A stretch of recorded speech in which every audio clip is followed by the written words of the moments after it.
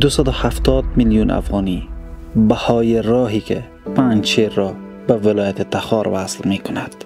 از لحاظ اقتصادی تقریباً 20 تا 25% وضعیت اقتصادی مردم پنجشیر بهتر از گذشته میشه. برای ما در سال جاری یک پروژه داده شده که یا وصل کردن سرک ورسج تخار است به سرک پنجشیر از طریق راه خواواک پنجشیر است.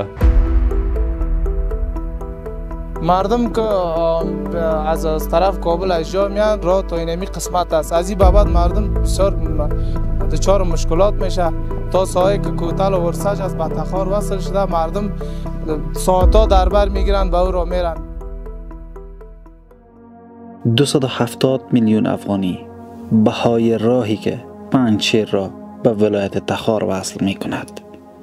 سرکی به طول 28 کیلومتر از دل کوههای صعب العبور که حالا قرار است پنجشیر را به 4 راهی در شمال شرق کشور تبدیل کند. این پروژه حیاتی با تلاش‌های الحاج حافظ محمد آقا حکیم والی پنجشیر و تایید رهبر امارت اسلامی افغانستان وارد بودجه انکشافی شده است. حالا با وصل شدن پنجشیر با ولایت بدخشان و تخار و نورستان از لحاظ اقتصادی تقریباً 20 تا 25% وضعیت اقتصادی مردم پنجشیر بهتر از گذشته میشه. زمینه اشتغال برای مردم میسر میکنه، هتل سازی ها میشه، زمینه تجارت های کوچک برابر میکنه و از مسیر یک سرک میگذره. سرک استاندارد ساخته میشه. سرک پنجشیر از یک سرک ولایتی به سرک ترانزیت تبدیل میشه.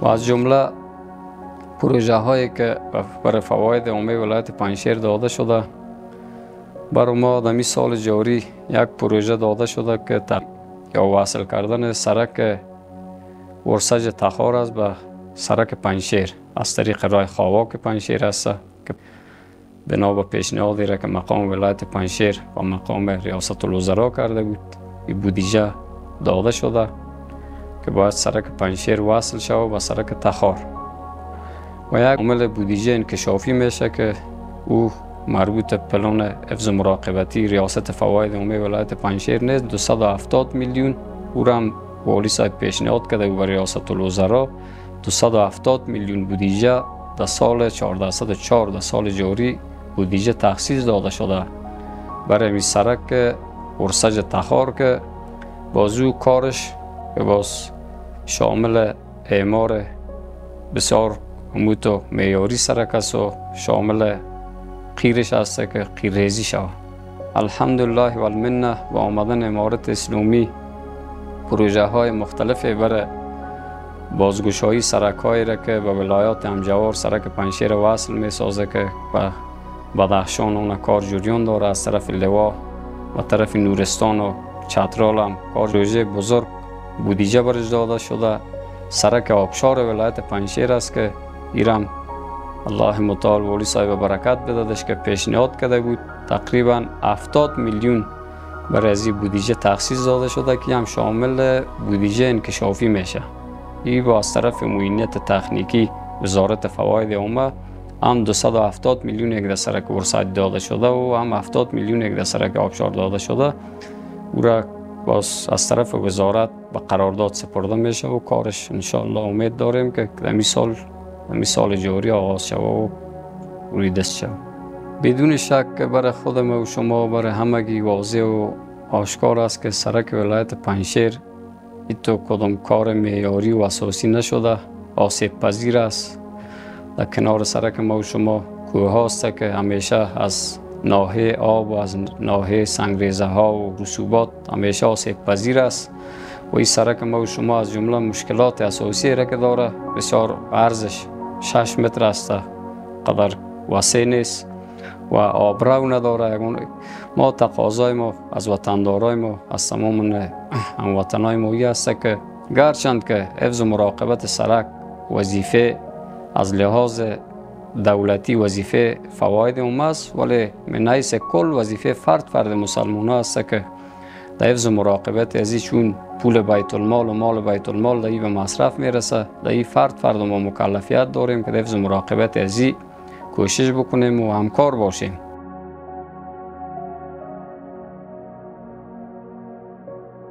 سرکی که نه تنها مسیر را کوتاه می کند بلکه قیمت ها را از 3 الی 4 هزار افغانی به 1 هزار افغانی کاهش می دهد. مردم که از طرف کابل اجرا میان راه تا اینمی قسمت است. از این بابت مردم بسیار دچار مشکلات میشه. تا ساحه که کوتاه و ورسج از به تخار وصل شده، مردم ساعتها در بر میگیرن به او را میرن. و اگر این را جور شود بسیار به مردم سهولت میشه، بسیار به مردم خوب میشه. مردم میتونن حتی ساعتهای کم تا 1 ساعت به کوتاه و ورسج به ولایت تخار وصل شوند. بعضی زیادی مردم فعلا از راه اندراب، از راه بغلان، قندوز به این طرفا میرن به طرف تخار که ساعتها را در بر میگیره تا برسن به ولایت تخار. اگر سرک وصل شود زمینه کار به مردم بسیار فراهم میشه. مثلا به مردم که راه تجاریشان میشه که برای مثلا مال میخرن به اینجا نزدیک راهشان میشه. چی که از راه اندراب، از راه ورسد اینجا برن راهی که 5 ساعت یا 6 ساعت شوه، امیر را که وصل شوه الا 1 ساعت یا 2 ساعت شوه که باز بخیر بیان.